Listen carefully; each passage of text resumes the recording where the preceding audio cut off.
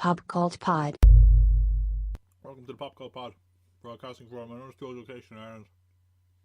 Sorry, I'm eating chocolate. Go in. Sit down. I just made a glass of Kool-Aid. We have the top 8 news stories from across the mediums. What an amazing transition that was. Speaking of transitions, let me transition into transitioning into the news. I transitioned twice there. I went around in a big circle. And then I'm going to try transition between my news stories. Transition! I really need music or something. Or some jingles. So I'm not just shouting transition. Although that could work as well. I'll just read a news story and then say, transition! Change places! No. Okay, first news story.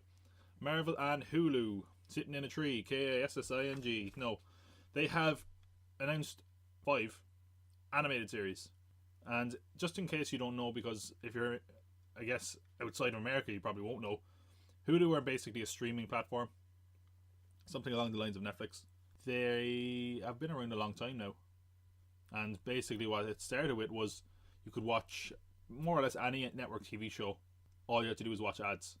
And obviously with the whole streaming platform wars, I guess, they've made their own original content. And what is more interesting is that when Disney gets control of Fox, I believe own a 30% share in Hulu. So Disney are essentially going to own Hulu as well. So you might see a lot more Marvel and Hulu stuff come together. They already have a live action version of The Runaways up on the platform, but this is probably one of the biggest deals they've announced and could indicate what their future holds. So what this is going to involve, they've had 4 new animated series and a crossover special. And the series are going to follow MODOK, Hitmonkey, Tigra and Dazzler, and Howard the Duck. And then they're going to cross over in a special Nosy Offender. So I want to break these down a bit, because there's a lot in there. And there's a lot of creative people involved, so I'd like to mention those. So first up we have MODOK, who, if you read the comics, is probably best known as a kind of massive floating head with kind of small arms and legs. MODOK essentially, or normally, stands for Mechanized Organism Designed Only for Killing. He's a super villain. People really love this. He's coming a real fan favourite character. He was originally actually rumoured to appear in The Winter Soldier, with possibly Peter Dinklage playing him, but that of course never transpired. I think this is the first Marvel property to focus on a villain as well, at least as far as the MCU goes. So that's interesting. The series is obviously going to be quite comedic because of the character. It's going to be executive produced and co-written by Patton Oswalt and Jordan Bloom, who works on American Dad and Community. The synopsis we were given is that the series is going to follow the titular supervillain with a really big head and really small body as he fights to keep control of his organisation and his needy family. So it sounds like it could be quite fun. It sounds like basically an animated sitcom. A lot of these sound more comedic. And as you can imagine, they're probably going to be a bit darker, a bit more obscure. That's probably why they're going to go on Hulu and not their upcoming Disney Plus streaming platform. That sounds very promising to me. This brings us to our next show they've announced. Hitmonkey. Hitmonkey is exactly what he sounds like. It's a hitman that's a monkey. He debuted in the pages of a Deadpool comic, so that should kind of tell you the tone and vibe of the character. I actually read the issue he debuted in, and it's quite entertaining. He's a very cool character. James Gunn at one point, who directed Guardians of the Galaxy movies, wanted to possibly make a movie with him, but I guess they figured even that was a bit too obscure for a big live action movie. So the series is going to come from Josh Gordon and Will Speck, who gave us Blades of Glory and more recently Office Christmas Party.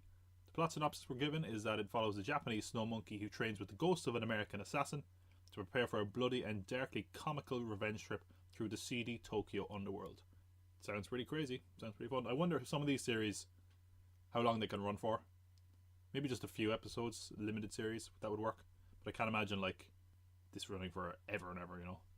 Third show we got, Tigra and Dazzler Show, which is going to be written and produced by Chelsea Handler and Erica Rivenoha, who worked on The Last Man on Earth. Our plot synopsis is that the show will see the titular best friends / superheroes as they face one of their biggest battles yet, recognition from other superpowered people in Los Angeles. I think, I'm not a big Chelsea Handler fan, but as far as if you're dealing with fame and success and that kind of thing, maybe she's quite well equipped to deal with this. As far as the characters go, Tigra, often known, or was initially known at least, as the cat. So as you can imagine, she's a woman with the powers of a tiger, very simply. Dazzler is actually a member of the X-Men. Can turn sound vibration into light and energy beams. She was actually a bit of an interesting character because she was initially conceived of as a cross promotion between Marvel and Casanova, I think was the record company, obviously. She's become a bit of a cult favourite. There was actually a stage where it looked like she was going to get a TV series and a movie and a massive deal as part of this cross promotion. There was a rumour Taylor Swift was going to play her in X-Men Apocalypse, but that obviously never happened either. She is set to appear in the next X-Men movie, X-Men Dark Phoenix, but we don't know much else beyond that. What I like about these series so far is that they all have a different tone and vibe, seemingly, from the synopsis and the characters they're using, so that's quite good, which I suppose will make their inevitable crossover quite entertaining. The last one we heard about is a Howard the Duck series. This is the one I must say I'm most excited for. So, if you don't know Howard the Duck, obviously he had that huge box office bomb of a film decades ago. It's become sort of synonymous with failure, but he was reintroduced into the MCU with Guardians of the Galaxy in the end credits, voiced by Seth Green, and he even appeared in the sequel as well. So I think this is, out of all these properties, he's the only character that's already appeared in the MCU. Pretty positive on that. So he's a real cult figure, and people love Howard the Duck, especially lately, since he appeared in Guardians of the Galaxy. He's had his own Marvel series of comics again. I think one's even might still be running. He's crossed over with Deadpool and I think Rocket Raccoon as well. This anime series is going to follow the titular hero with the help of his best friend Beverly, attempts to return to his home planet before Dr. Bomb can kill and cook him. What you might expect, a bit surreal, a bit strange. What I thought was very interesting is who's involved with this series. Firstly, it's being written and obviously co-produced by Dave Willis, who created Aqua Teen Hunger Force. This could be, so it might be a kind of a surreal, strange humour. And Kevin Smith. So that's obviously a big get as well. So yeah, very excited for that one in particular. But I think all these series show some degree of promise, so it should be interesting to see how these transpire. The crossover we know very little about, aside from the fact that it's called The Offenders, which obviously kind of takes the piss out of The Defenders, which was on Netflix, and The Avengers, I guess, to a certain degree. What we do know is that it's going to follow all four characters as they are forced to reluctantly team up to save both the Earth and various parts of the universe from an unknown force. Now, one thing I will say that I find interesting about this is that since this is animated, conceivably it could cross over more with the MCU. So Captain America or Iron Man or Spider-Man, or even, they could cross over, presumably some degree, but I wonder if they're putting them on Hulu for the very strict reason that they're going to be a bit more adult, and maybe they don't want that to be mixed in with their more mainstream characters on Disney+. So I don't know, we will see. There's also some speculation, and I don't think this is very likely, but I'll throw it in there anyway because it's, it's fun to speculate and theorize. So FX was originally working on an animated Deadpool series that Don Glover was working on. Marvel apparently pulled the plug on it because they wanted to use them in their own projects.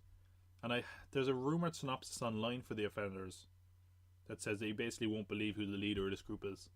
So people are saying, hey, could it be Deadpool?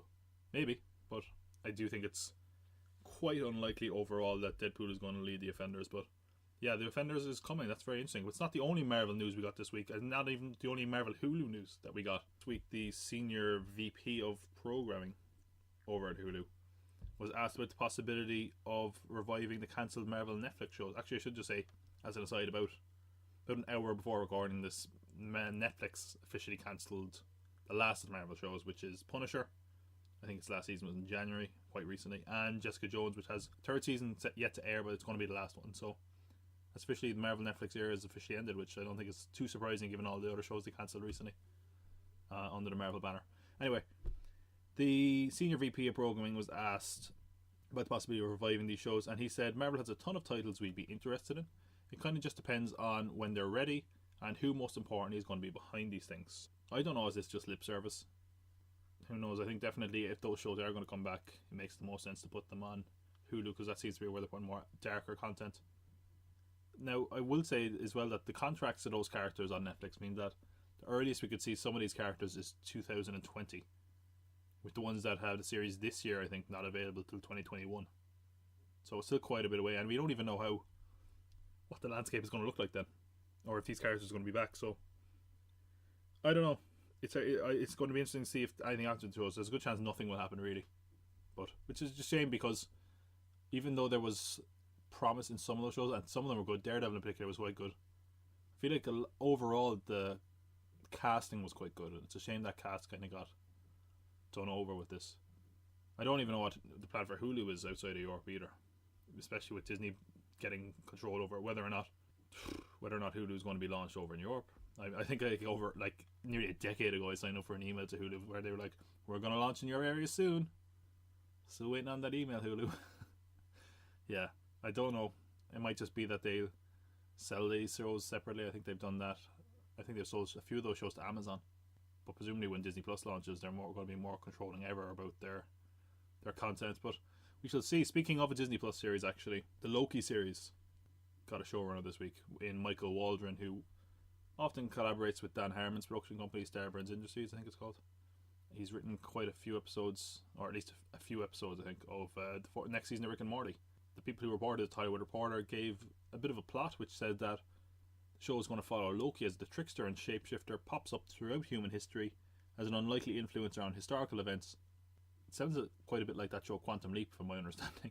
Not that I've seen that show, but where a character can just more or less seems to time travel and influence people.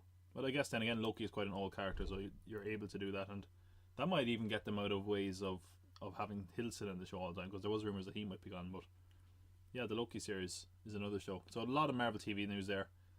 Some good, some bad. Most of it's pretty interesting. Probably most noteworthy is that all those Marvel Netflix shows are now dead. And speaking of things that are dead, wow, see that transition? I totally didn't bring up the Netflix news again to transition there. That just happened naturally in conversation. The Pirates of the Caribbean reboot is dead in the water. Some of you probably didn't even know we were getting a Pirates of the Caribbean reboot, which is weird because we only had a film like last year that made decent money even though it was crap. But then again, if you ask most people, they've been crap since the first one. But what has happened here is that we had Rhett Reese and Paul Wernick, who were the writers of the Deadpool movies. They were on board to reboot the series, and they have left. They've walked away from the project. So a lot of debate about what's going to happen with this. Disney were essentially hoping they could reboot the movie to make it more profitable and get rid of Johnny Depp, because obviously there's a whole controversy about that. He's not exactly a box office draw like he used to be. And I think the contracts to get him in these Pirates movies cost a lot of money. He gets a lot of money for these pirate sequels. Enough money that he bought an island or whatever else he did. So I wonder, and Disney are wondering, what is going to happen next with this series. Some people at Disney are apparently saying the franchise is done. Others feel it can still bring in money. So for now, at least, the future of this series is very much in doubt, whether or not it's going to return or not. I don't know. Should it return? I'm not sure, really. I think the time for the Pirates might have passed. Go make another Disney ride into a movie. See how that works out. I mean, it's never worked beyond Pirates 1, really. But there you go. Another series that could be in some trouble is Bond. James Bond. That's my Sean Connery. I haven't got to bust out my Sean Connery like I want to. Sometimes I sound like Sean Connery when I make a mistake on the mic. There's my Sean Connery. You're the man now, dog. Let me explain that reference because it's pretty funny. Look up Finding Forrester. You're the man now, dog. So what it is Sean Connery was in this movie years ago, and he's teaching this kid to type. And it's just Sean Connery shouting the weirdest stuff at him. He's like, punch the keys! And then the kid's finding he's typing and he goes, ah, yes, you're the man now, dog. Which is just amazing to hear Sean Connery say that. Apparently one of the very earliest internet memes. Anyway, that was completely irrelevant to what we're talking about, which is Bond 25 has seemingly got himself in a lot of trouble. I was originally only going to report this brief.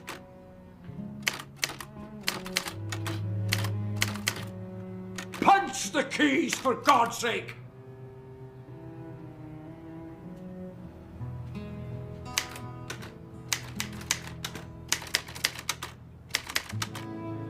Yes! Yes! You're the man now, dog! Apparently one of the very earliest internet memes. Anyway, that was completely irrelevant to what we're talking about, which is Bond 25 has seemingly got himself in a lot of trouble. I was originally only going to report this briefly because it was only kind of one story, but as I examined it, and as a report came out by Rodrigo Perez at Playlist, this story really developed. So it's been pushed back from Valentine's Day 2020 to April 8th, which is Easter 2020. And they've brought in Scott Z. Burns to do a major rewrite, and emphasis on major from the sound of it. He'd written Bourne Ultimatum and Contagion, so he's seen something as an uncredited script doctor in that. In case of a kind of break glass emergency, he'll come in and try to fix the film. Not for credit, but for a lot of money.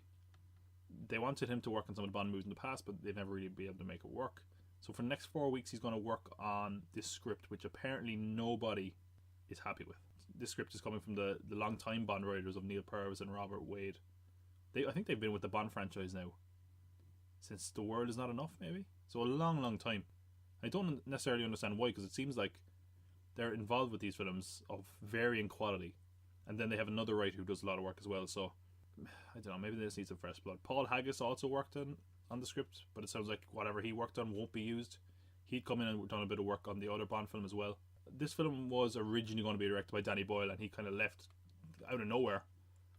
And to give you an idea of how much of a mess was, that he had also brought in a writer. He brought in John Hodge, who he'd worked with a lot. Presumably that's not going to... Maybe his input is gone now as well, because we'll get into what was in the Boyle script that might have caused an issue. Kerry Fukunaga is now directing it, so he presumably is going to bring in someone that he wants, or have some input on the script. So there's so many cooks making this that presumably it's going to be a bit of a mess. It's very rare that a film with a lot of writers works out. The rumour about Danny Boyle's script, and this is what may have caused him to walk away, because he had clashed with Daniel Craig, is that he wanted to kill off James Bond, since this was going to be the last Daniel Craig film. It's interesting. I can't say I'm totally against it. Why not, I guess? It sounds like, obviously Daniel Craig disagreed with that. He walked away. And now it sounds like this script is all over the place, being pulled in all different directions.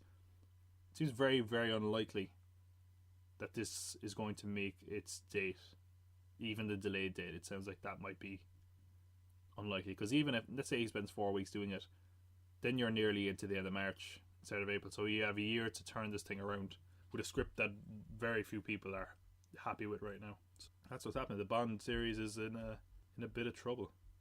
Who knows though? Maybe they could turn it around. Well, another series that is not in trouble, at least not yet. Awful transition so far. The Breaking Bad movie, which some people probably weren't even aware is a thing, is coming to AMC and Netflix.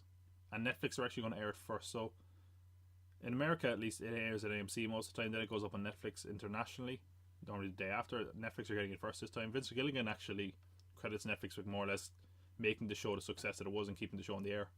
So it's not too much of a surprise. And they have to deal with Better Call Saul as well to get it on Netflix more or less the day after. They have also said that this film is being filmed as a feature, but that it might be split into episodes later. So hopefully it doesn't do that. I think if it was intended as a movie, making a movie, you know, don't just try drag it out or whatever. I'm going to say spoilers from here on out. It's only spoilers for the original Breaking Bad series, and not even that much spoilers. So the plot of this film is going to follow Jesse, Aaron Paul's character, when he presumably escapes from the meth lab run by those white supremacists. We don't know much else about this film. The plot synopsis we were given, and this was actually a plot synopsis before it was officially revealed to be a Breaking Bad movie, is that it tracks the escape of a kidnapped man and his quest for freedom. So production has already begun. I think it began in November, and the working title, but presumably won't be the final title, this is just what it's filming under, is Greenbrier. It seems to be filming in a lot of locations that we know from the series, so it is going to at least presumably be around New Mexico and Albuquerque. Then everything beyond that is kind of speculation or rumour. So Bryan Cranston has said that he's spoken to Vince Gilligan about this. He knew there was a movie happening, certainly. He hasn't seen a script, or at least that's what he said last. He isn't aware if his character is going to or could possibly return. Obviously, the events of Breaking Bad saw Walter White presumably dead, possibly appear in flashbacks. I don't think they're going to bring him back to life. That would not fit with the show, so I doubt it'll be that, but could be flashbacks, could be something else. The other character people are speculating about that could appear is Saul. So Saul is one of the few characters that actually lives at the end of the show. He's of course had a spin-off, which is mostly a prequel, but you do get flashes to the modern day, or I guess the current timeline, if you want to call it that. There's a 5th season of the show coming sometime this year, I believe, and people are speculating, and there's not really a lot of basis for this. It's just idle speculation. Is that this is going to be the last series of Better Call Saul, and that Better Call Saul will then tie into the movie. So again, massive grain of salt with that. All we know for sure is that there's a Breaking Bad movie coming. It's going to follow Jesse. That's all we know. It's going to air on Netflix first, so look forward to that. I must say I'm a little bit skeptical, only because I love Breaking Bad so much, and you always get a bit worried when they go back to that well, and hopefully they don't mess it up. But I think, considering Better Call Saul has been a success, Vince Gilligan is involved, I don't think they would have a go at this unless they felt what they have was really strong. Oh, I don't think I can make a transition. Transition! Okay, there we go. Activision Blizzard had pretty catastrophic layoffs this week. They laid off nearly 800 people, which is apparently 8% of their staff. And it's been very controversial. For one, they reported that they had record-setting revenue for 2018, so a lot of people are saying what is the cause for this or whatever. They also had, what they're saying is, first of all, they didn't reach their full potential in 2018, even with the record-setting revenue. They said they had weaker than anticipated retail demand and that they won't improve as quickly as they wanted to, as well as the slowing microtransactions of Overwatch and Hearthstone. And they've also said that they're citing lower income and revision of estimates for this coming year, as in this year, and mainly due to the lack of a new game from Blizzard, aside from that mobile game, the Diablo one that people do not like. Yeah, it seems like Blizzard are letting them down, is what they've said. They also talked a little bit Destiny. So we talked about Destiny on one of our first episodes, where basically Bungie and Activision split and Bungie got to keep Destiny. They said the loss of Destiny was not a factor in leaving people go. They said that the series hadn't met their expectations financially, and that splitting with Bungie was best for both parties. Now, I don't know is that true, because what we're hearing from the reports is that anytime that a project or a game that they either stopped working on or the work had wrapped up, people were more or less moved on to Destiny 2. And obviously with Destiny 2 gone, that means that people don't have a game to work on now. So that's probably quite a factor. I don't entirely believe their statement.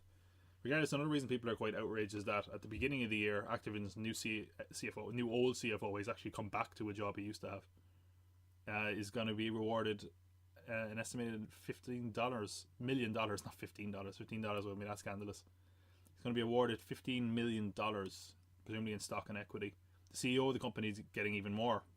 Last year, I think he got $25 million in stock and equity. So the shareholders are quite happy, I think, when it comes to the profits. A lot of people are really after Activision for this because they were quite cold in their statements and they had a lack of compassion when they talked with the layoffs. It's very cold and clinical. But then again, unfortunately, it's business, and they don't always leave. It's disappointing, you know. Presumably, at least be a bit more respectful about all the people you're leaving go, because that's a sizable portion of staff you've let go.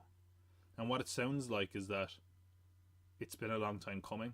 It's just that it was very badly handled, and it resulted in all of these people having to be let go at once. What they're saying is their official reason is they're deprioritizing initiatives that are not meeting expectations and reducing certain non-developmental and administrative related costs across the business. That does kind of sound true to a certain degree. Things like Destiny, people are going to have to leave because they don't have a project for them to work on.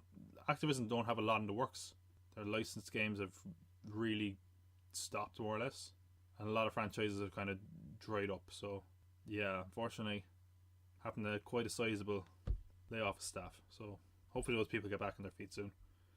Also in video game news, we had a Nintendo Direct this week. This is of course Nintendo's presentation of new properties and announcements. There's about maybe 2 or 3 things I'd like to mention here. So they first announced Super Mario Maker 2.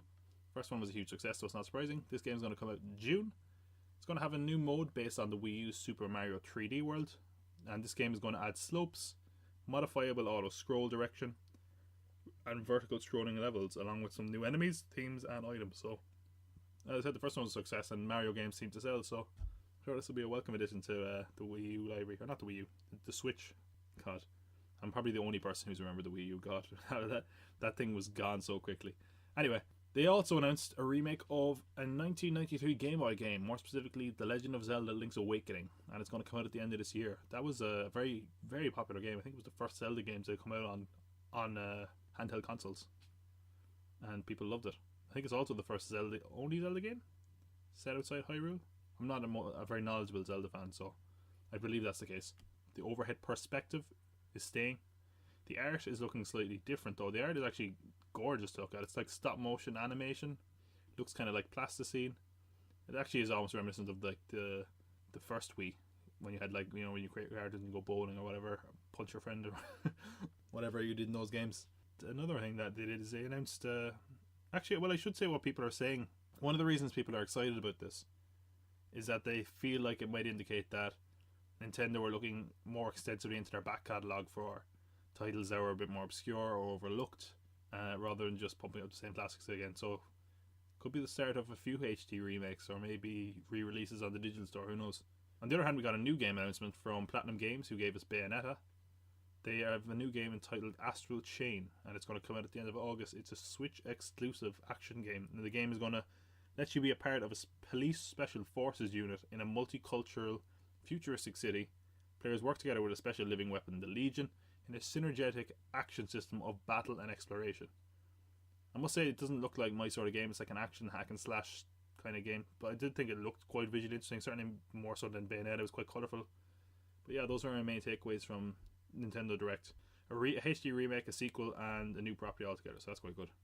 And in my lack of transitioning, I'm going to bring back a feature that I've only done once, but it's still part of the news. I feel like it's just something I want to talk about, and that is Cast Podcast, and I'm talking about the movie June. So we talk about some of the casting additions here. Two people were added to the cast of Denis Villeneuve, who gave us Blade Runner 2049, Arrival, Sicario, Enemy, Prisoners, probably one of the best directors working right now. He's added Josh Brolin and Jason Momoa to the cast. They will play Gurney Halleck and Duncan Idaho respectively. The cast of this film is insane.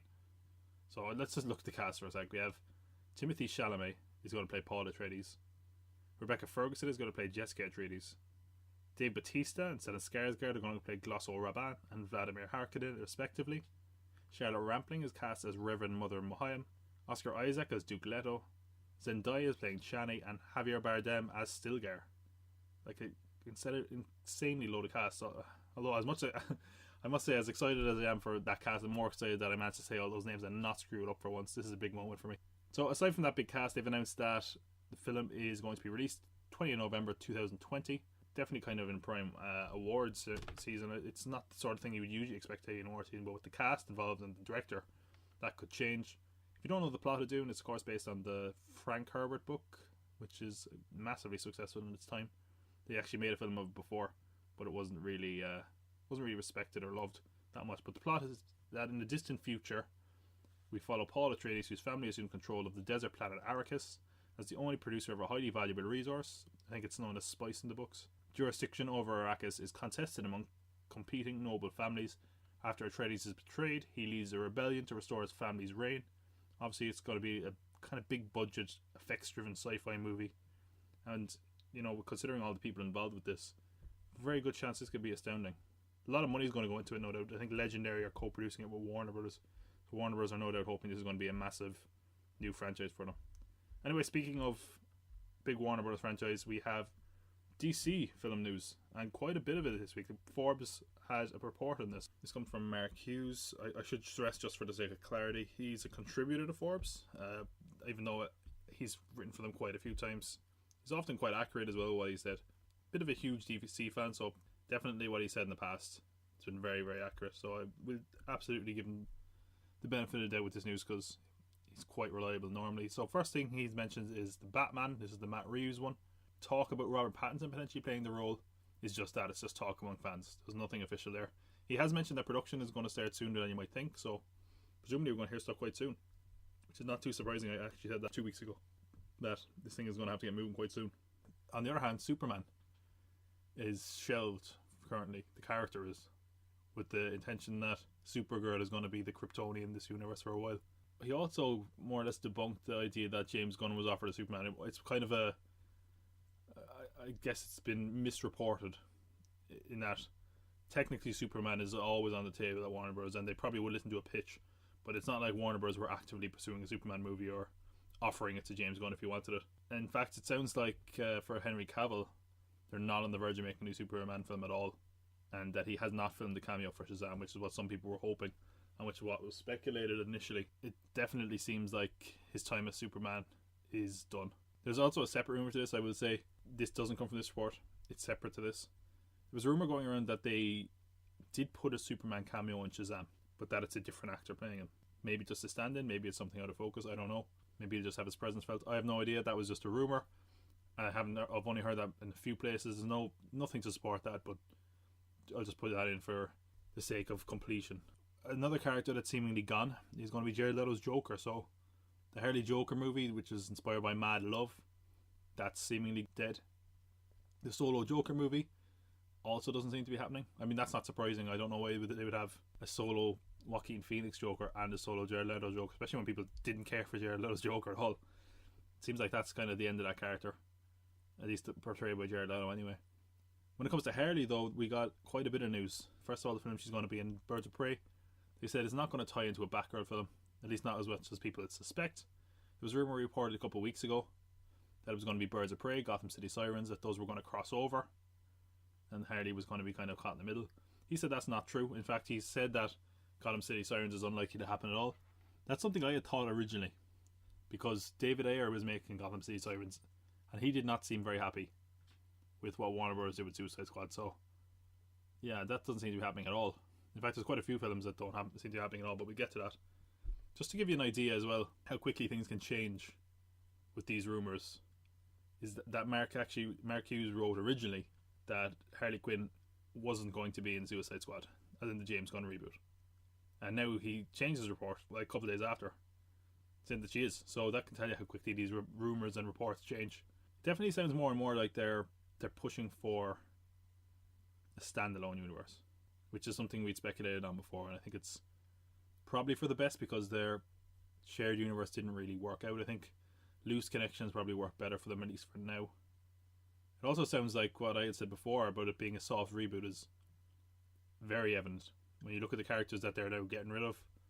Some characters that are just really being replaced with similar characters. You know, Superman is going to be replaced by Supergirl apparently. The Joker is going to be replaced by Joker. If we're going to get a Joker at all, it's not going to be Jared Leto from the sound of it. The only kind of continuity or the only kind of thing that seems to be staying is Harley Quinn, and it looks like we're going to have these standalone movies and then the Harley Quinn verse that will be loosely interacting with these, so that's quite interesting. He also mentioned a lot of projects that had been rumoured, discussed, that were in various stages of development that now look to be dead or just not really getting into any form of active development. First up, we have Booster Gold and Blue Beetle. They were kind of rumoured to have an intergalactic buddy cop movie. That's no longer happening, seemingly. Nightwing, which was, I believe, being worked on by Chris McKay, who I think directed the Lego movie. That's no longer happening. Deadshot, Will Smith's character from Suicide Squad. That's no longer happening. Thank God, there was no need for that one. Justice League Dark, no longer happening. I think that's a shame. I think that could have been a great film and had a lot of potential, but when you made a Justice League movie that flopped, maybe they don't want to mention a movie like Justice League Dark right now. Maybe a few years down the road. Cyborg, no surprise there. He's not getting a movie. Lobo, another character that I think has potential, but just probably, walk before you can run with some of these. I think that movie was just reactionary to the success of something like Deadpool. Anyway, those movies are all either on hold, cancelled, or on some stage of development hell, which should help my segment. So yeah, like I said, I think a lot of these are really showing that they're focusing on standalone movies. This is essentially a soft reboot of the universe from going ahead. I wonder what that means for a few other projects. Like The Flash doesn't seem to be going anywhere, and their slate is more or less announced for the next 2 or 3 years. So I think the Flash movie, I think we might have seen the last of Ezra Miller's The Flash. The Black Adam movie, that's been in development forever. I think we heard about that maybe back as far as Man of Steel. That doesn't seem to be going anywhere, especially considering how busy The Rock is. I don't know if Shazam is a success, maybe they can get Black Adam a movie, or possibly even just squeeze him into a sequel. And I don't know where it leaves Ava DuVernay's New Gods film, because obviously that's quite an ambitious undertaking, and with the slate as full as it is, I don't know when that happens. I think there's also the thing that Marvel are working on their own kind of something quite similar, so I wonder if once they get there first they'll bother.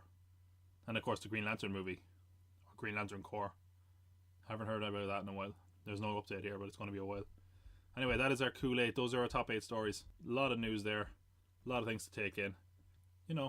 Like you might have a little after dinner mint after your main course of news. We're going to have 3 little quick hits here. Tiny bits of news that we hit, take the piss out of, and then move on. So, first up, Alfonso Ribeiro has been told that his Carlton dance that was used in Fortnite cannot be copyrighted, and thus it seems he is not entitled to any financial compensation for the use of it. This must have been shocking to Alfonso, who was learning that instead of coasting off a role he played over 20 years ago, he'd have to go back to coasting off a role he played over 20 years ago. The Academy have reversed their decision to remove 4 categories from the Oscars broadcasts. They had intended to not show film editing, cinematography, live action short, makeup and hairstyling from the televised portion of the ceremony, and instead present them during commercial breaks. However, after protests from the likes of Guillermo del Toro, Martin Scorsese and Quentin Tarantino, they decided to present them in a traditional television format. That's right, now you can see all the Oscars being presented during a ceremony you weren't going to watch anyway.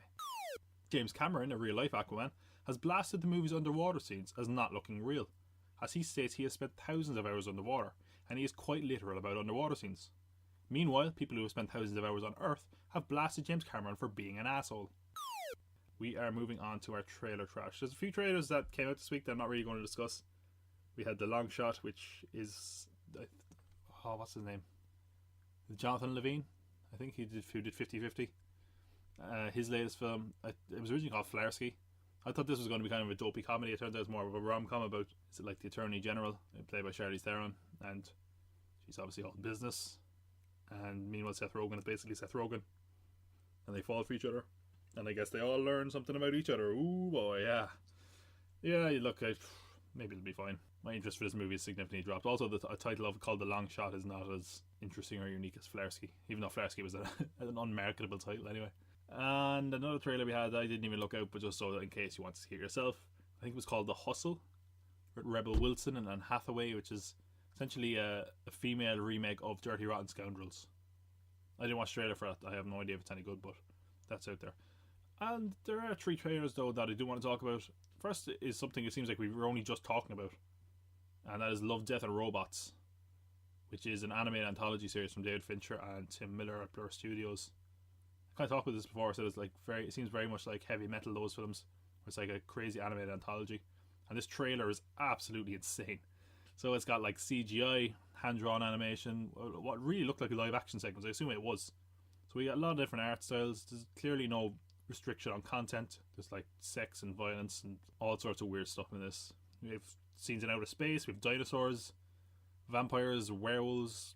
It's going to be 18 episodes, and it's actually coming out really, really soon. It's coming out March 15th, which is weird because we only heard about this recently. Which is fantastic. That is one thing I like about Netflix. As soon as you hear about something, it's like, it's out next week. Or in the case of The Punisher, it's out tomorrow. Anyway, it looks interesting. Definitely, I don't know if it's something I could watch that much of, but it's definitely something you could dip and dive out of. Duck dive, dip dive, and dodge out of. I wonder as well, they were working, Fincher and Blur Studios were working on trying to make a Goon movie, an adaptation of that comic for a long time. I wonder if this could help their chance of getting that made and possibly being on Netflix, but that's just my own speculation. I definitely recommend checking out the trailer. It's absolutely crazy. It looks like it could be very interesting, even if I only check out an episode or 2. Assuming the direction and the writing are up to the animation style, this could really be something special.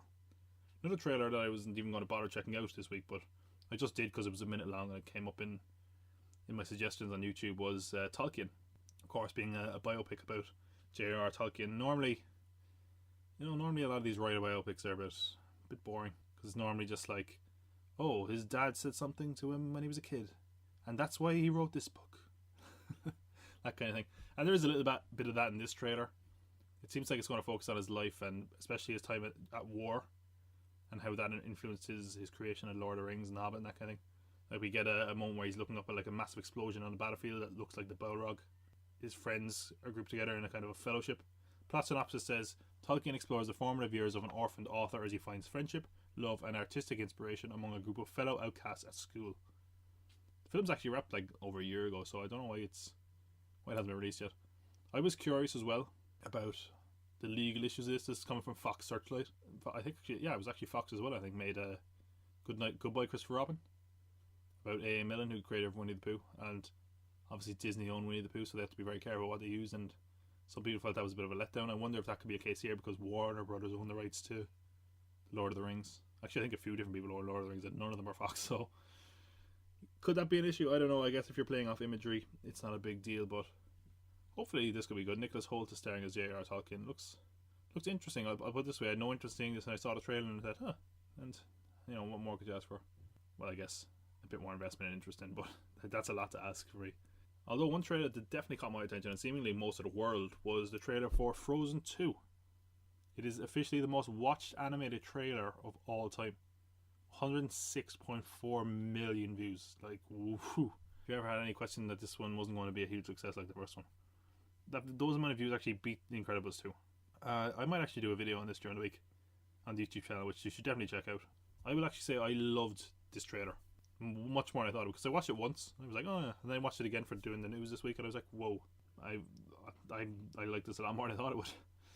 I'm a kind of a sucker anyway for teaser trailers that are really mysterious, that shows like the scale and the scope of a movie, but give us nothing to kind of, but things to speculate on. It doesn't give us plot. It's nothing.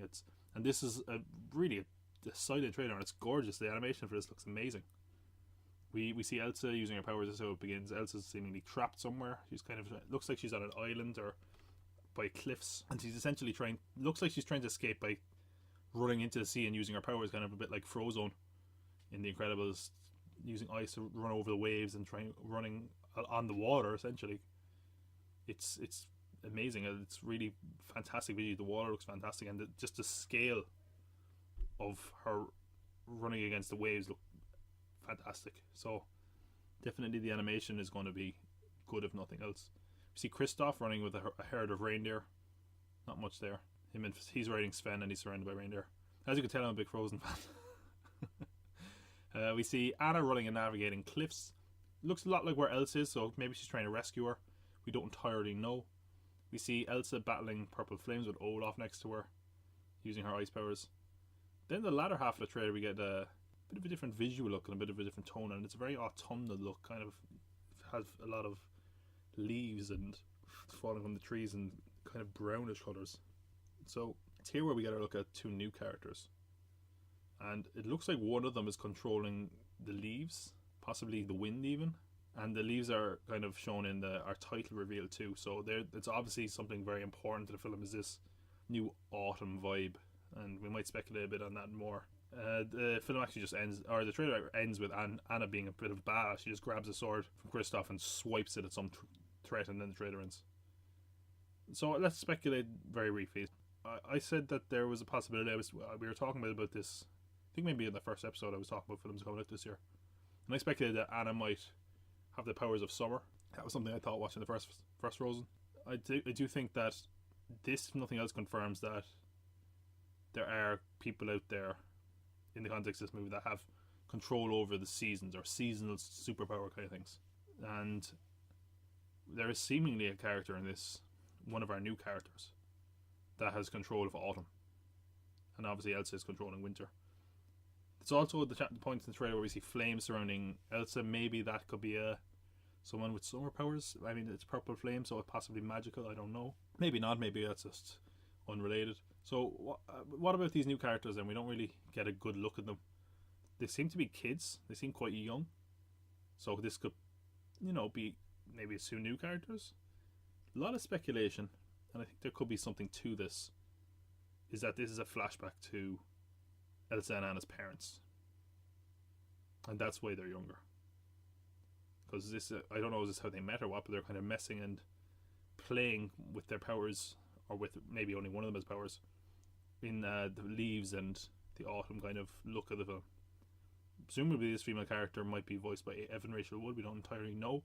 There was a rumour that the mother was going to be a very pivotal part to this series, and obviously there's a strong feminine voice in the Frozen film, so that would be a natural progression of that, even though the character is presumed dead, which makes me think a bit more about the plot synopsis that we were also given this week.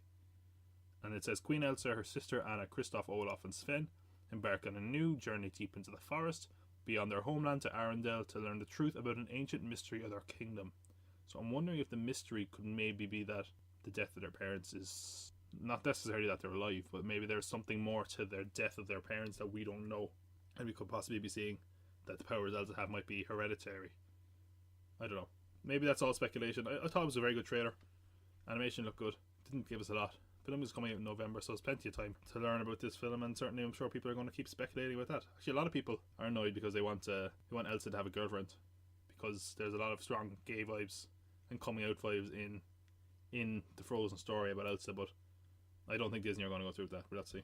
Well, speaking of we weren't speaking about the box office, but now that I brought it up, let's talk about the box office. This week we had quite a few new entries actually in the top 5. Coming in at number 5, we had Happy Death Day to You, which is of course the sequel to Happy Death Day, which I heard is actually better than you might expect, but didn't help the sequel anyway because it's said to have underperformed. Made 9.816 million.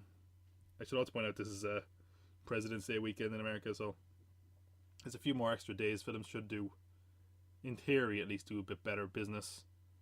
Film only had a 9 million budget, so it's not a disaster by any means, but it's said to have underperformed, which is disappointing because apparently this series is not as bad as a lot of horror franchises. So we'll have to see how it performs in the coming weeks.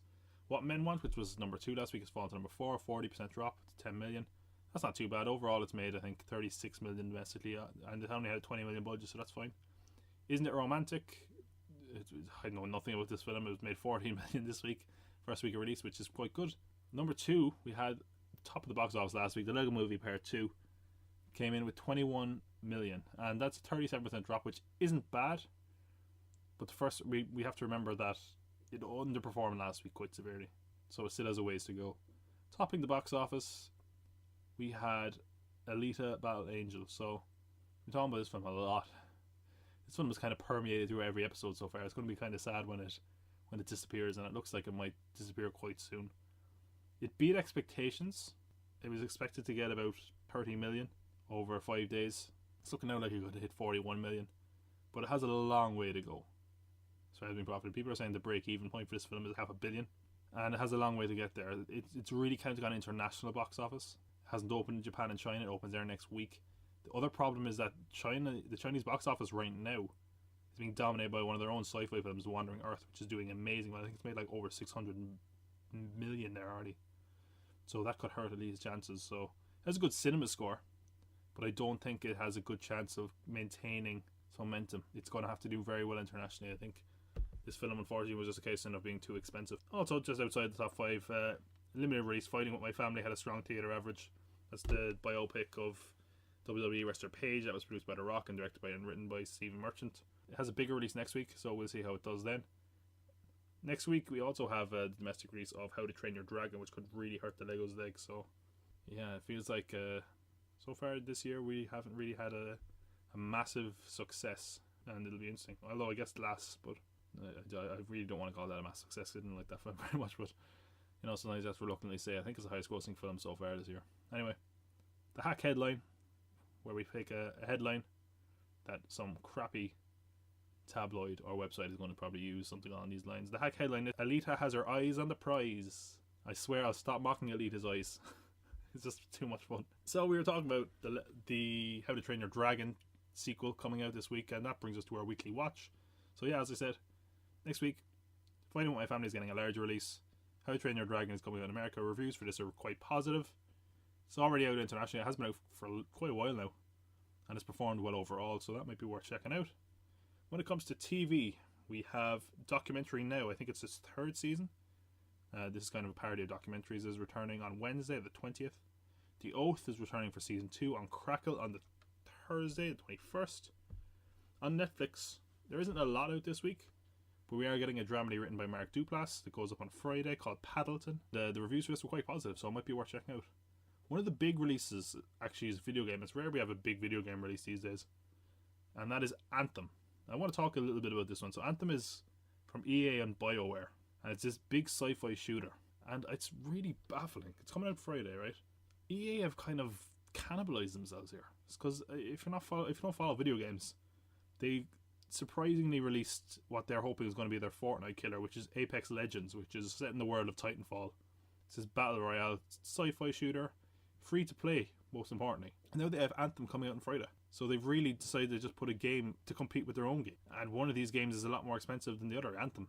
It's going to be at least $60 to buy. And the reviews for this have been very mixed so far, and there's more controversies about loot boxes and stuff. So I really wonder what the thought was here. It really feels like they're just cutting into their own product by releasing Apex Legends. I don't know, what I've seen from Anthem so far sounds like a bit of a bust. Maybe they're just hoping that they can have a positive game out that does well.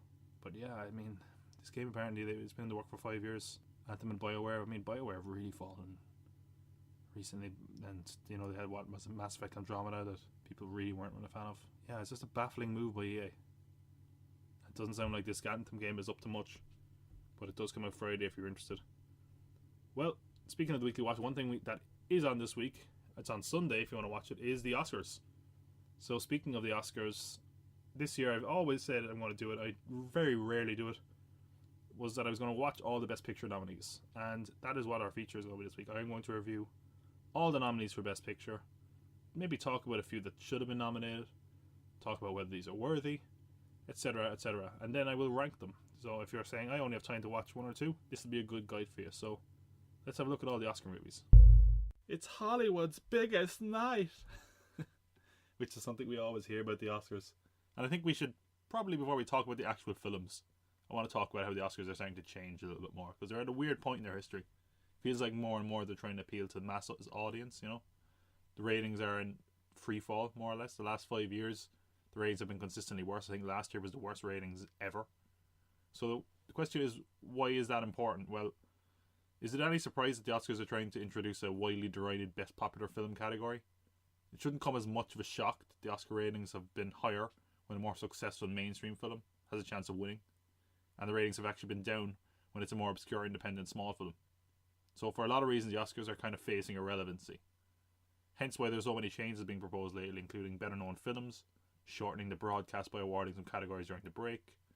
Could the point even be that in changing Oscar bait films or obvious boring choices for Best Picture, they've resulted in worse ratings and people losing interest in the Oscars?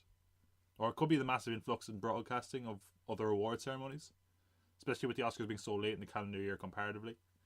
They've come under fire in recent years as well for their lack of diversity and not being really socially conscious, something which might have actually impacted this year's nominees as well. Are the Academy looking to overhaul in the hopes of saving ratings? Yes. Perhaps they also hope that they can change the perception of the ceremony and re-establish their dominance as the premier film award ceremony in Hollywood, and not an irrelevant and predictable show full of backslapping and hypocritical scolding. Anyway, I did want to go on a rant about the Oscars, but I think it's pretty important to highlight that the perception of the relevance of the Oscars is at an all-time low.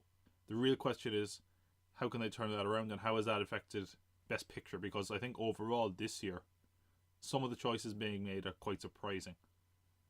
So regardless of those films, I think quite a few have been snubbed, and probably more actually than other years. There might be some films that have been snubbed that are more deserving of a Best Picture nomination, and I've consistently told myself that I'd watch all the Best Picture nominees year in, year out, but this year I actually did it.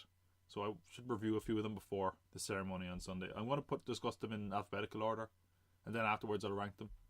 I want to mention a few films off the bat that I thought were definitely worthy of possibly being included, but I have a whole list here. I'm going to hopefully do a video about them during the week.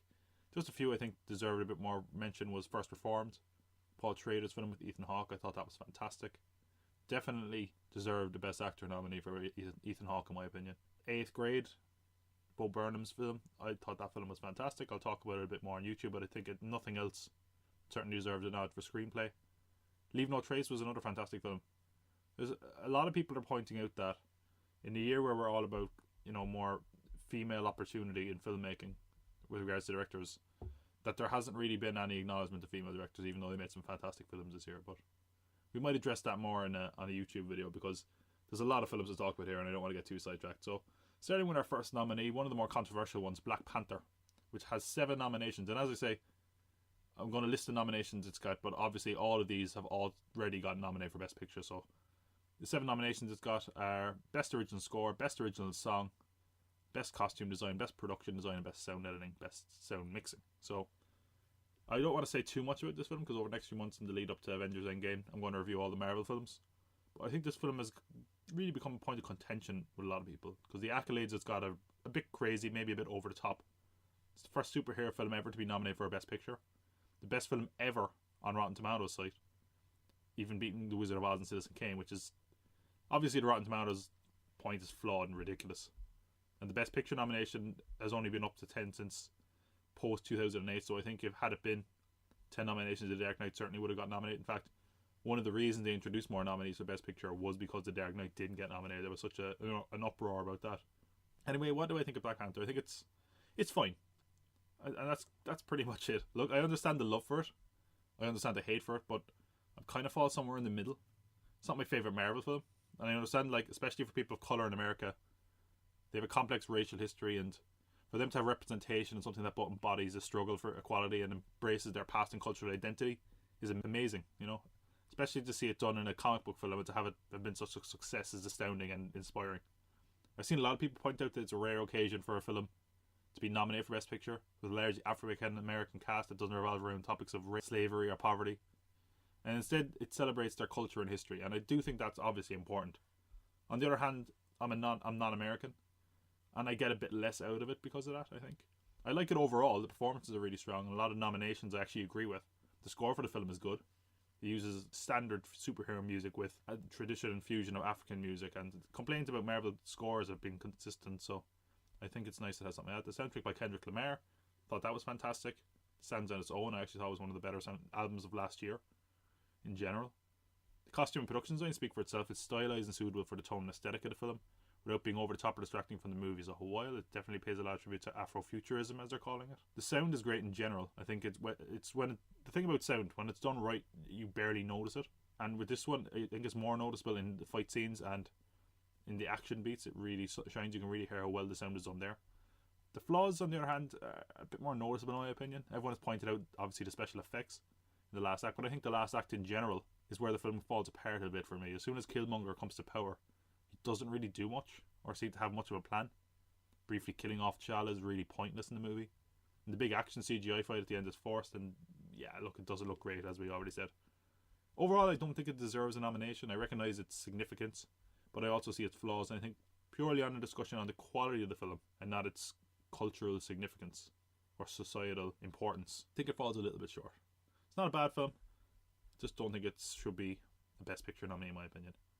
Which brings us to our next nominee, BlacKkKlansman, which has gotten 6 nominations: Best Director, Best Supporting Actor, Best Adapted Screenplay, Best Original Score, Best Film Editing. Spike Lee can be a little bit hit or miss when it comes to filmmaking, but in BlacKkKlansman he finds a film that's tailored to his style, and a strong theme of race that permeates through most of his films. And in the hands of some directors this could be a profoundly mishandled film, but Spike Lee actually handles it with grace. Plays up on the inane absurdity of an African American man infiltrating the KKK and finds the humour in the story, but also manages to get drama out of the story when it demands it. Film has an innate relevance to modern times, with race relations in America being more in the spotlight than they have in previous years, certainly. And the divide between both sides and a rise in all politics is also mirrored to a certain degree in the movie. I think the fact the film manages to play on this while remaining entertaining on its own merits is key to its success. When it comes to watchability of the movie, it's not a stuffy artsy film or a stylish biopic. It stands on its own legs without the political or social context. It's an entertaining film, more so than a lot of the Best Picture nominees this year. You can just watch it, not consider it as something of a massive awards contender, but just more of a mainstream entertaining film. It doesn't feel like as weighty as it should in the hands of another director. The film's well directed. It's obviously one of Lee's best in years. The acting is great. Adam Driver's the only one nominated. I think the whole cast is quite deserving of some accolades. They perform very well, and it's well cast too. I understand that the use of the ending towards the end of the film, it gets a bit heavy-handed though, in my opinion. Its ending, they use real life footage, and I understand its use. I see they need to include it and make it the parallel to real life events is a bit unnecessary, a bit heavy-handed. We understand and we can see that permeating through the film anyway. I don't think the film leading up to this suited that serious tone, because of course it ends on a note of kind of sour realism, and the rest of the film isn't that serious or dark. So I think overall, tonally, the film suffers a bit because of that at the end. It makes the film kind of seem a little bit sloppy towards the finish. I do think the film deserves a nomination for Best Picture overall. I think in a more competitive year though, it might have been squeezed out. It's a strong, socially conscious film that manages to be entertaining but frightening, and to a certain degree those two tonal clashes hurt the film, in my opinion. Moving on to our next nominee, one of the more controversial ones, and that is Bohemian Rhapsody, which has 5 nominations including Best Actor, Best Sound Editing, Best Sound Mixing and Best Editing. This is one that people are really, really angry about to a certain degree, and for decent reasons. And for one of them is just the whole Bryan Singer aspect, which is questionable. But even putting that aside, looking at the film for its quality, it's actually something of a shame, because I was gonna bring up a lot of these points, and then as it turns out, this YouTuber Patrick H. Willem, who makes fantastic video essays, talked a bit about musical biopics, and a lot of the points he said actually came up. So I would say you can check that out as well. It's very, very well made video. In general though, this highlights some of the flaws with music biopics, and in my opinion the film embodies a lot of what we think of when we think of bad music biopics. Some people are attacking the film for how it distorts Queen's history in the name of making a formulaic music biopic, and that is absolutely true. The film is very predictable. I don't say that knowing the story of the band all that well, or knowing the intricacies of that. I just think the film is really cliched. It condenses things too much as well. It makes the story quite boring because they really don't really have any challenges. Everything just sort of goes right. Like, how many times in this film is there an issue and the band just does what they want and it works out? It's like Entourage or something, where everything just works out regardless of any issue that comes up. You know, they say something like, oh, you don't want to release Bohemian Rhapsody, we'll release it ourselves, and it works out. Or there's not really any conflict in general. They'll say something like, oh, this song is missing something during the recording session, and then someone will tap their foot and they'll be like, that's it, that eureka moment. It's just ridiculous. There's not any conflict in this movie. Everything just seems to go swimmingly. Everything works out. There's not really any bumps in the road, and when you break it down, that has to make you ask the question of, what's the story of Bohemian Rhapsody? And it's easy to say, oh, it's the story of Queen, but kind of is it. Like, be honest, do you feel you know anything more about Queen after seeing this film? And then there's the point, like, even if you did, good chance it was that what you learned was inaccurate, as the film jumbles around the timeline in service of a more dramatic but formulaic film.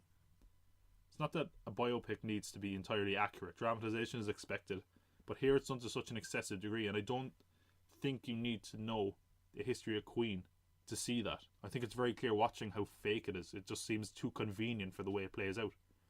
So just a few of the inaccuracies: the band didn't break up. Other members had worked as a solo artist before Mercury. Mercury found out he had AIDS long after Live Aid and didn't tell the band until much later. And his relationship with Mary and Jim is quite different in reality. Just everything in the movie just came too easy for the band, it feels like. There's nothing to get behind. It's a point when you expect it to hit. All the, popular songs they wrote and that kind of thing, they break up, they get back together. Tragedy and broken hearts and blah blah blah, very, very predictable. Queen's story and Freddie Mercury's story is a fascinating one. It's very unconventional and unique, but this film gives them such a standard treatment out of laziness, but distorting their history. It just makes for a very uninteresting film.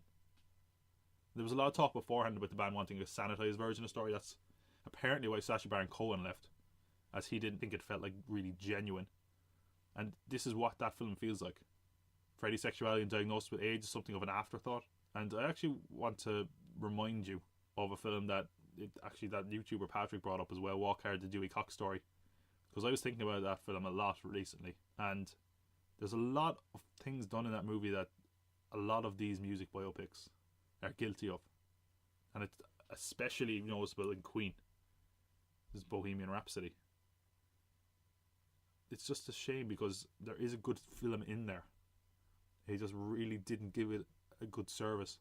It feels like they pushed the brand of Queen more than the actual band. They made it more about promoting their back catalogue and the legacy and making a magical crowd pleaser, but it doesn't make for a good film, in my opinion. Okay, well, what about the positives? I think the music is great. Obviously, it's just the music of Queen, so there's no real surprise there. The mixing and editing is probably well deserved too, as in the sound editing. The final Live Aid sequence is very good. The way they recreated Freddie's voice for the film was fantastically done. I think that deserves some recognition. It was a combination of Rami Malek, I think Freddie's possibly original voice, and an impersonator, so that's very impressive, and it does sound great. The editing is fine. I didn't think it was outstanding or anything. It got a nomination for it. I thought it was a bit obnoxious overall. The best actor nod, I think we should probably talk about this. Rami Malek is a fantastic actor. He's really good in Mr. Robot, and he's really good here as well. I just think his performance has been a bit exaggerated when it comes to how good it is. It is good, but you never, at least for me, and again, all these are personal opinion, I never felt like I was watching Freddie Mercury. It was always just felt like an impression. And I think the best performances, especially in ones based on a real person, you forget you're watching the actor. And I never lost that while watching Bohemian Rhapsody. I know Freddie obviously had quite protruding teeth, but I think in the film, maybe I'm imagining this, it really feels to me like you can hear Rami Malek struggling with the teeth. It really sounds like he's just fumbling around with them a little bit. That's just me. I do think it's worthy of a nod. I just don't think he deserves to win Best Actor, and a lot of people seem to think he does. So there you go. Those are my controversial thoughts on Bohemian Rhapsody. I obviously don't think it deserves a nomination. I think a lot of films that were snubbed are actually more deserving of a nomination. In fact, I probably enjoyed this less than any of the films that I mentioned that I got snubbed. I was actually just genuinely bored with it, and I like Queen. One of the first bands I was into was Queen. And to say that, I mean, it's a real disappointment. It's just very vanilla, cookie cutter film. It's a controversial film, and I apparently have some controversial thoughts on it. I know some people really love this film. It's one of the most successful films nominated in recent memory. Regardless, that brings us to our number 4, our 4th nominated film, which is The Favourite. This is actually tied for the most nominations this year. It's tied with Roma. It has 10 nominations, including Best Director, Best Actress, Best Supporting Actress by 2, Best Original Screenplay, Best Cinematography, Best Production Design, Best Costume Design, and Best Film Editing. So I'm rather kind of ashamed to admit this as a self-titled film buff. I have not seen Yorgos Lanthimos' other movies, including The Lobster and The Killing of a Sacred Deer. They've been on my list for quite a while, and I was also, probably should admit, that The Favourite I was a bit skeptical of. Period costume dramas, they're always Oscar material. They often are kind of dry and a bit of a slog to get through, in my opinion. Never really been my thing.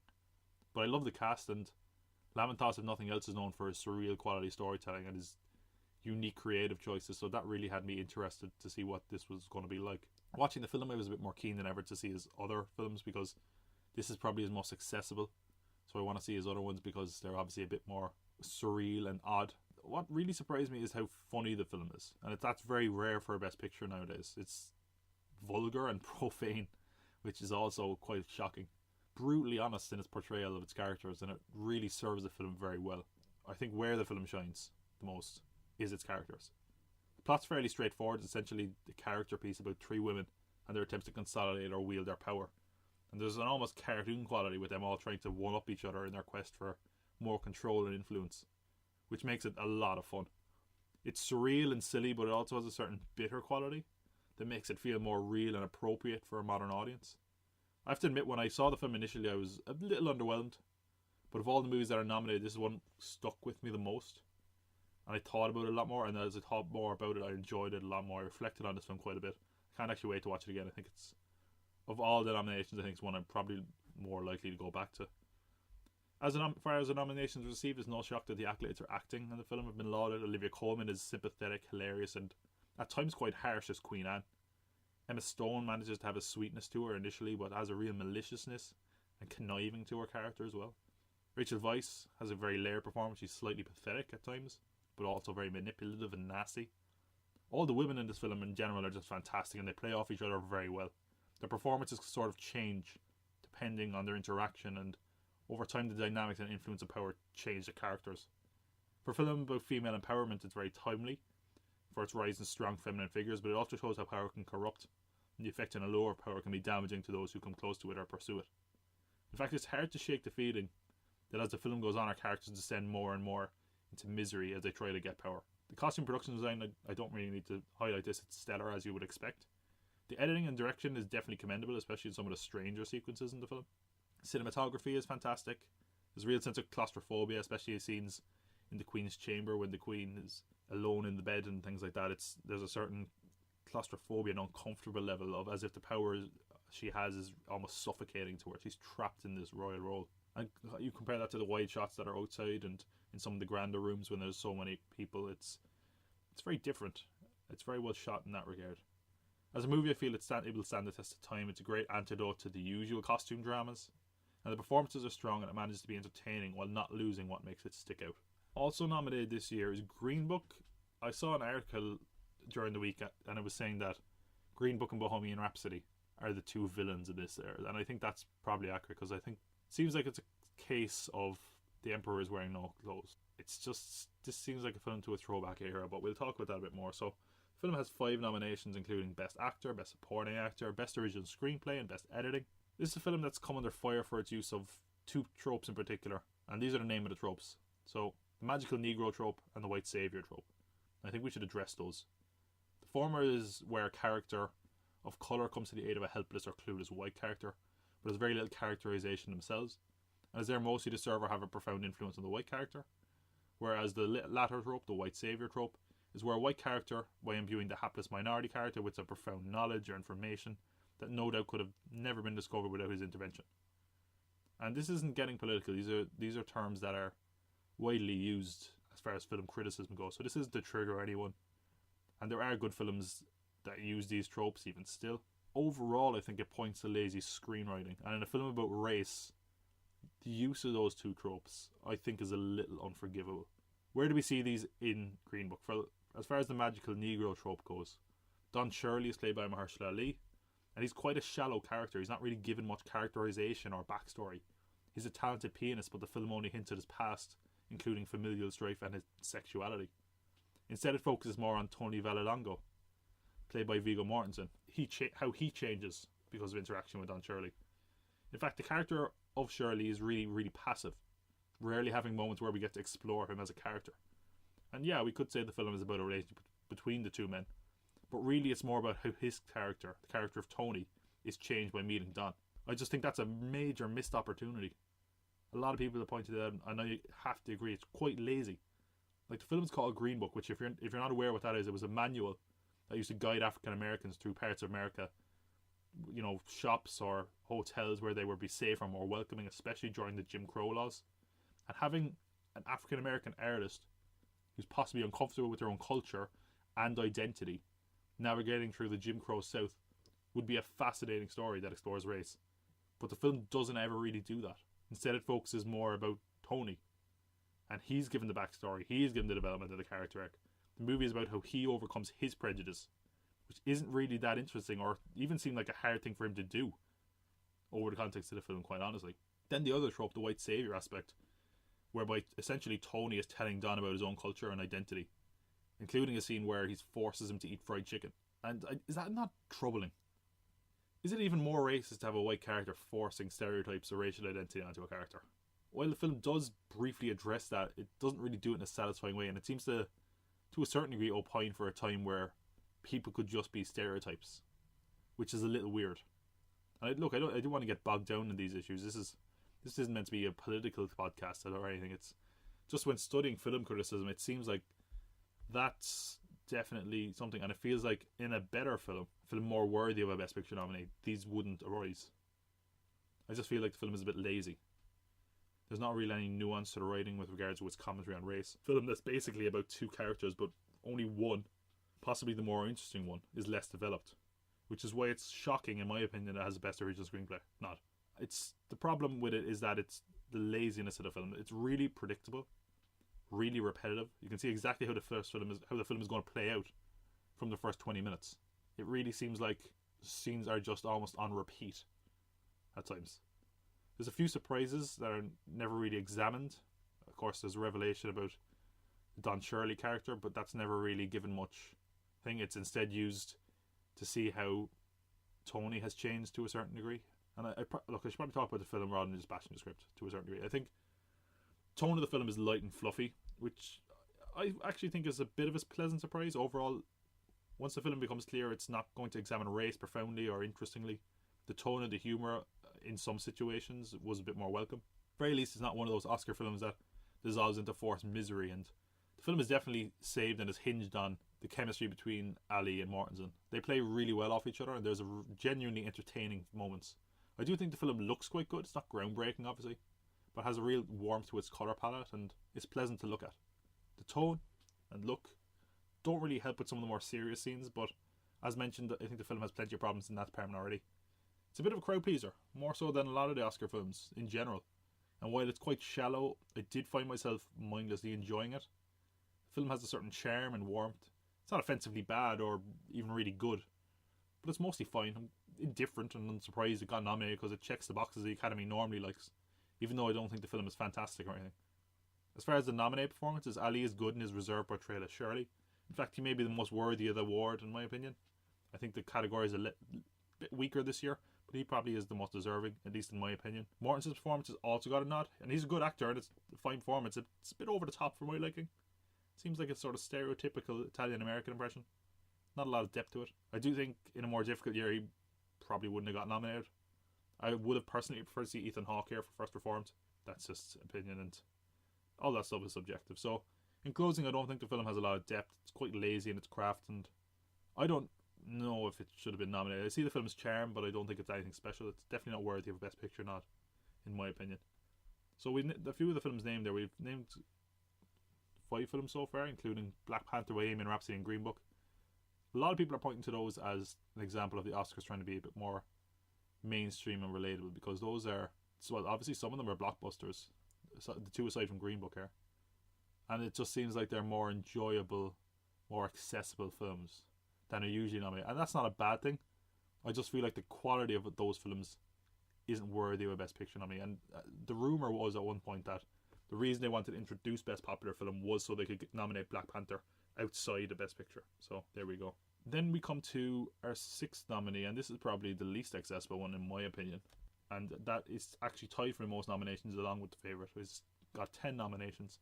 Best Director, Best Actress, Best Supporting Actress, Best Original Screenplay, Best Foreign Language, Best Cinematography, Best Production Design, Best Sound Editing, and Best Sound Mixing. I'm of course talking about Roma, Alfonso Cuarón's new film.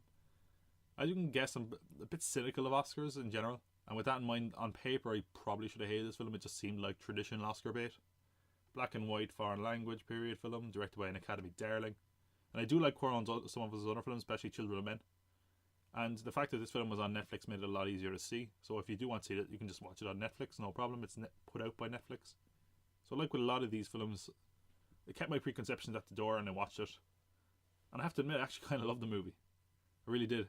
And yeah, it has a few faults, which we'll talk about in a minute. But overall, it's a simple and powerful bit of filmmaking. It's very effective. It's got an emotional and relatable resonance, and even has moments of violence and conflict that are quite shocking in the context of the film. What I find interesting is that in a time when so many films are pushed for their strong female representation and voice, that this movie is being a little bit overlooked, which is surprising because this film is really about the women who raise us. Cuarón pulls from his childhood, growing up in Mexico and his mother. It's clearly a very personal film for him, but he doesn't lose his audience in doing that, like some personal projects have in the past. I don't know how much I can say about the film. It really speaks for itself, and the awards it's nominated for are well deserved. I will say if the film has some flaws, you could say it's a little slow, perhaps a little bit long, and emotionally manipulative. Then again, those are just nitpicks. It wouldn't take away from the film as a whole for me. The slow pace is actually probably due to the smaller personal nature of the film, and the scenes that are emotional work as part of a larger story, especially coming into the ending. So looking at our nominations, the directing, it's definitely deserving in my opinion for that. The film is gorgeous looking, it's really well put together, a lot of visual symmetry throughout. It's a film that has sort of layers in general. In the acting categories, our lead, who plays Cleo, Yalitza Aparicio, there we go. I can remember her first name, not her surname. She's a revelation, and I mean that in the strictest definition of the word. She has no experience with acting, and she gave such an emotionally charged and natural performance that was outstanding. It really feels real. Like, if you didn't know any better, you could almost think that this was a documentary and she was a subject of it. It's fantastic in that regard. Another person nominated for her performance is Marina de Tavira, which was a surprise for a lot of people. Not that her performance wasn't good, it just, I don't think people expected her to get the nomination, but she absolutely deserves it. Her character is a lot different than what you would expect. She has real strength as a mother, without it feeling forced. The screenplay is very well written. You can tell the film is very personal for him, and he draws on it a lot, drawing from his childhood and his upbringing. And I do think, yeah, it deserves a nod there, because it's a very emotional, well-written script. I find it a little odd the film is nominated for Best Foreign Language Film, if only because it's also nominated for Best Picture, which makes, presumably, the Best Foreign Language Picture a bit redundant, because if none of the other foreign language films are deserving a Best Picture nomination, then surely it's just going to go to Roma. Then again, I think that's just more of an issue with the conventions of the Oscars as opposed to anything else. The cinematography that got nominated for, it's beautiful, especially with the black and white. It just looks gorgeous, especially in the wide shots of Mexico. And the cinematography also does a great job of showing off the production design that the film got nominated for. The sound mixing and editing are quite subtle in this film. In the scenes where there's protesters and at the beach towards the end, I think you could definitely see why it got nominated, or more specifically here, I guess, why it got nominated. It's definitely worthy of a Best Picture nomination. No doubt be a film that I think will be held in the highest regards as far as foreign language films for years to come. I do wonder if it being a Netflix film might affect it. I suppose the fact that it got so many nominations indicates maybe not. But you could possibly see some more traditional people in the Academy going against it because of the way it's distributed. I don't know. Anyway, I would say one of the stronger nominations this year, certainly. But we have 2 nominees left. First, we're going to start with A Star Is Born, which has got 8 nominations this year, including Best Actor, Best Supporting Actor, Best Actress, Best Adapted Screenplay, Best Cinematography, Sound Mixing, and Original Song. So, as you can imagine, I railed a bit against music biopics earlier. How do I feel about one that isn't actually based on a real story, but still follows a lot of those conventions? In fact, Say this is probably even less original than some of those because this is the 4th remake of The Star is Born. But despite all that being it's quite predictable, I found the film to be great. I know that seems a little unfair, especially considering I attacked other films for being a little bit predictable, but the truth is, at least initially, the film is not as formulaic as you might expect. I only think that in the latter half, with Ali, Lady Gaga's character, becoming famous, that it gets a little bit predictable. I enjoy the first part of the film much more for that reason. What I do like is that, unlike most other music biopics, the rise to fame, it's not really just this rise to success. It's more of a story of one character's rise and another's fall, and how they kind of pass each other on that journey as one rises and one falls. More so than that, it's a story about how the trappings of fame can ruin your life. The love story is incredibly well done. Gaga and Cooper just have a fantastic chemistry, and it makes the problems they encounter really impactful, and the ending more emotional and sad as a result. It's one of those films that I think is competently made and successful, but there's only so much you can say about it because of that. Let's look at the nominations. Maybe that we'll get a bit more out of that. So, Best Actor for Bradley Cooper, I think that's incredibly well deserved. He definitely deserves it. His direction was fantastic, which didn't get a nod, which probably statistically indicates it won't win for Best Picture. Normally, a film that isn't nominated for Best Director doesn't get nominated. I think it's only happened maybe twice. Yeah, it's definitely happened for Driving Miss Daisy, and it happened for Argo.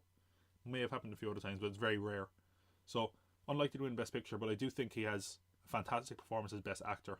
I think he's got a really good future as a director in general, because I think this is showing off that he's really multi-talented. As far as his performance goes, though, he's charming, and as the film goes on, a bit more frustrating as a character. He gives a very good emotional performance, and the character of Jackson is made very sympathetic by that. He's definitely, like, some people kind of chalk him up as this kind of pretty boy actor, but he's given some fantastic performances over the years, and he's very good in this, especially. Probably the best performance he's ever given, in my opinion. Then as far as supporting actors, we have a nod for Sam Elliott. I love Sam Elliott. His acting is great in this, but I don't know if it was worthy of a nomination. He does have some great scenes with Cooper, but I just feel like if the category is a bit weaker this year, in my opinion. I think it is a good performance. A bit emotional, especially in scenes with his brother. Overall, I think that maybe if this was a different year, it wouldn't have got nominated. Lady Gaga is nominated, which has been well documented at this point. She's very fantastic in this as far as her acting and performing. Again, I wonder if this role had gone to someone we think of as an actress, would there be as much credit given to the performance? And maybe it's just because it's getting a nomination because people didn't expect Gaga to be such a fantastic actor. Obviously, she'd acted a little bit before, but this is kind of her biggest role yet. I do think it deserves a nomination. I'm not trying to take away from it. I just wonder if people have exaggerated how great she is because of that factor. I think if nothing else, I can't really think of anyone else who would belong in that category. I can think of maybe one person. I think Elsie Fisher from 8th Grade was fantastic this year, but she's quite young, so maybe that there's always a bit of a stigma with, I think nominating such a young actress. As far as adapted screenplay, I don't know. I think the film is fine. It's a bit predictable. I think the film's message of have something to say as an artist, when I think that the film is a bit hypocritical in that department. I don't know if this film does have a lot to say. I don't think it's a particularly strong screenplay. So, cinematography, again, it was fine. I don't think it deserves a nomination. There's a lot of better options. The sound mixing for the film is fantastic, well deserved in that, and obviously Shallows is getting a lot of radio play, a lot of success. It's a breakout hit, independent of the film itself. That's probably going to win. I think it just seems like a lock. I think the only competition it might have is from All the Stars from the Black Panther soundtrack, but I think it's more likely to win, and it's probably well deserved. It's quite a good song, to be fair. So I think as much as the film has a lot of flaws and how predictable it can be, I didn't mind because it is well done. You get sucked into the relationship between these two characters and the story. It's well executed on an emotional level, especially the ending. I'm not saying it's like one of the best films of the year, but I enjoy the movie enough that it doesn't bother me that much that the film's nominated for Best Picture. I think there's worse offenders that shouldn't be nominated here. I do think some of the nominations are a bit of a stretch, but I think that the Best Picture nominee doesn't bother me too much. Well, our last of nominees, very divisive film, Vice, which has 8 nominations, including Best Director, Best Actor, Best Supporting Actor, Best Supporting Actress, Best Original Screenplay, Best Film Editing, Best Makeup, and Hairstyling. Oh, okay. What the hell happened with this film? This is such a weird experience. It's not like what anyone expected from this movie. Adam McKay's Vice is meant to be a biopic of Dick Cheney. I think Dick Cheney is a bit of a mysterious figure, and the film actually acknowledges that, but it never really sheds any light on him. Kind of embraces a certain mythical, mysterious quality of him. Shows him in a harsh light and a sympathetic one. It's played for comedy, it's played for drama, The film is meta, the film has traditional narrative. So yeah, you can kind of start to see the problems here. The film that really as a whole doesn't know how to approach the subject. So it tries to do a little bit of everything and it kind of falls on most counts in that. I just don't think it's successful. The film starts pretty normal. We get an insight into Cheney as a kind of young man. The film goes on, really it doesn't know what to make of him. While most people's opinion is that the former vice president was incredibly powerful, more so than any other vice president, and a lot of people say him as an evil man, the film doesn't really commit to anything about the character. It presents him as a human when it feels like it needs to. Other times though, it basically blames everything on him, including the political and modern terrorism landscape. And while he may be a factor in some of that, I think the film is reaching a little bit. Throwing Cheney in the same group as Trump is a bit too simple an explanation. The truth is, if the film doesn't tend to explain or examine the character much at all, it feels like McKay lets his political opinions cloud the story at times. It's too easy to just say, oh, he's a Republican. And I say that as someone who doesn't have any real bearing or interest in American politics as far as left or right. And those factors, coupled with the sort of weird gonzo style of filmmaking, it's like there's a fake credit scene, or that which got a laugh out of me, but it's very odd. There's soliloquies from characters, fourth wall breaking, and real life footage is thrown in as well. It's a real kind of punk rock film in that regard. Feels like a lot of this is just a cover for how vapid the film really is. I don't feel particularly strongly one way or another for the movie. I do commend it for its style. It certainly kept me invested with weird creative decisions. I found that interesting, if nothing else. Just feels like it's a case of all flash and no substance. I will say there were moments I genuinely laughed, but that seems quite odd in a film about Dick Cheney. I'm not making the film, I'm not marking it down for being different than I expected, but I do think a good biopic should give us some insight into the subject, and I don't think Vice did that.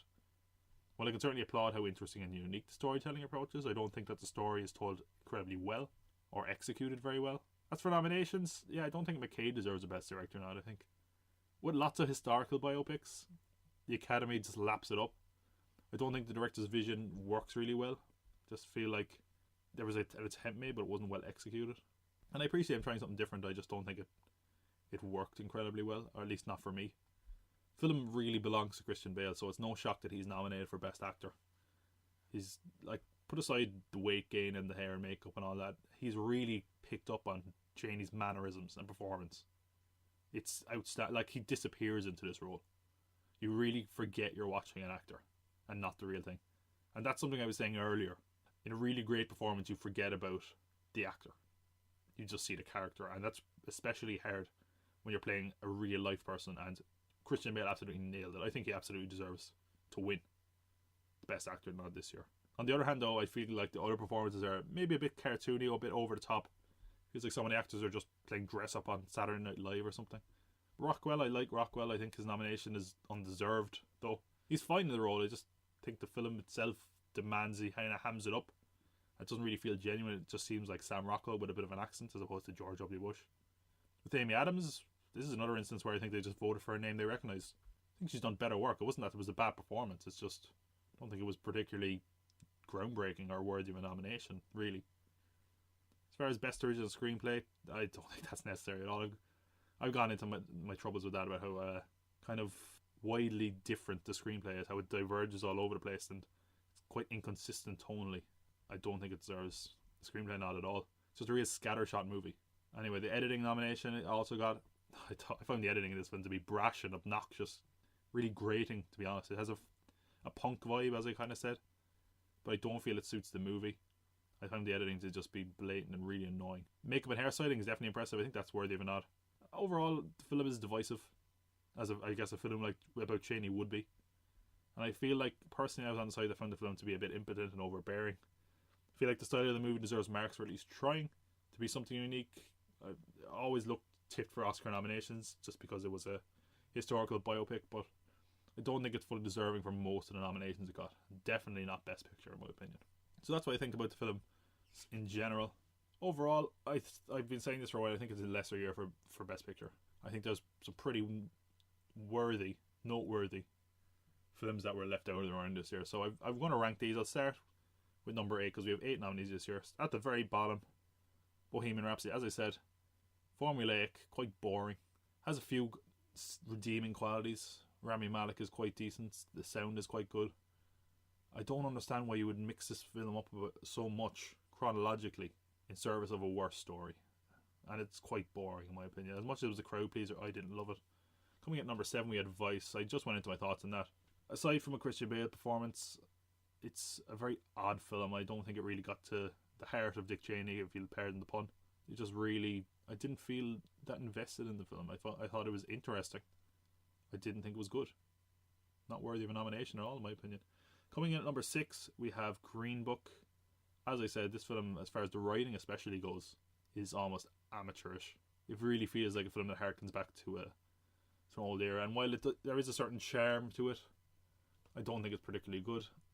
I feel like it was repetitive, somewhat boring. Overall, definitely not worthy of a Best Picture nominee.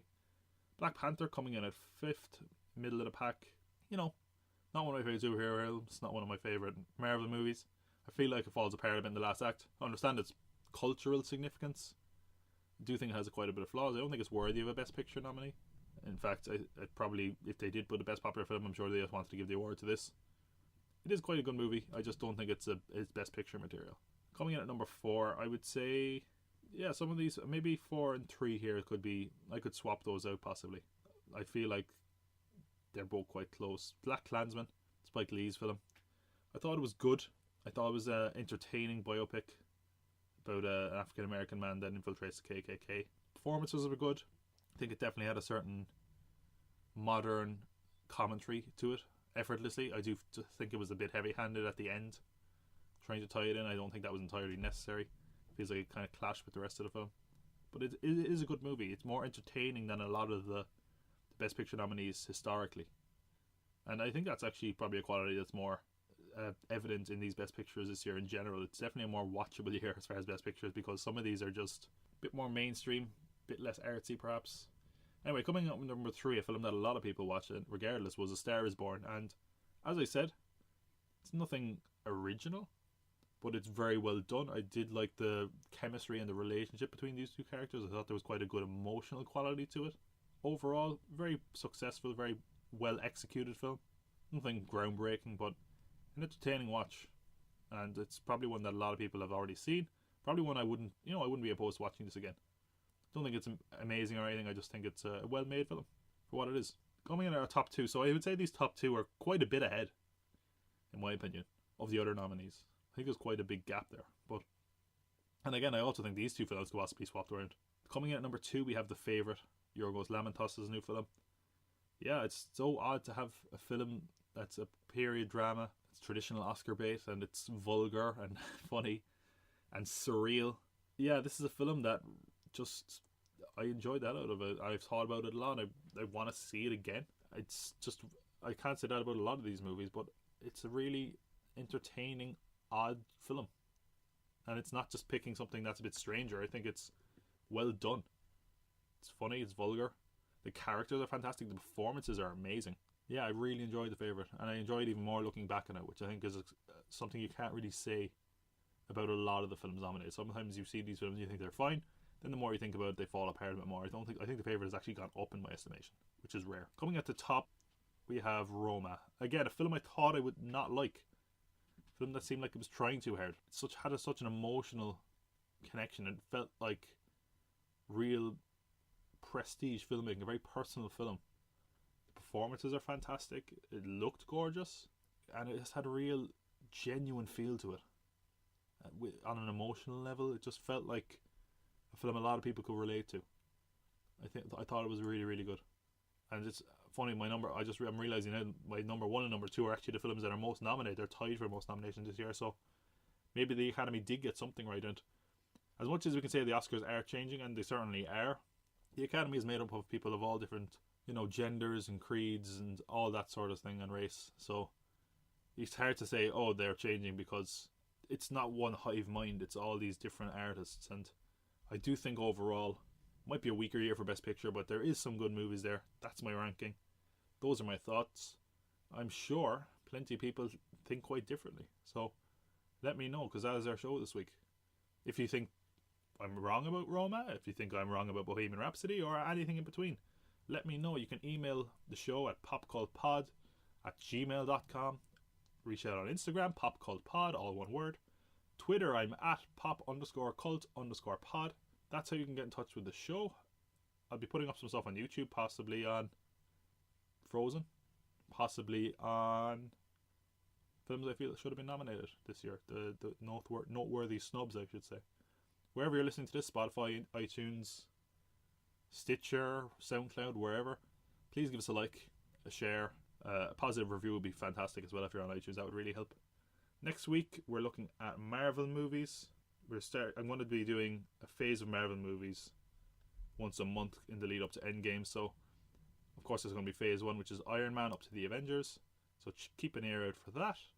Other than that, I should probably thank my sound guy. I've completely forgotten to thank him every week. Tom, our sound guy, is doing a great job, really making me a bit more clear, because I'm totally out of my depth here. If you could maybe get rid of there's like a beeping at the end of some episodes. I don't know what that's about. If you can maybe try sort that out, that would be appreciated. But thanks, you're doing great.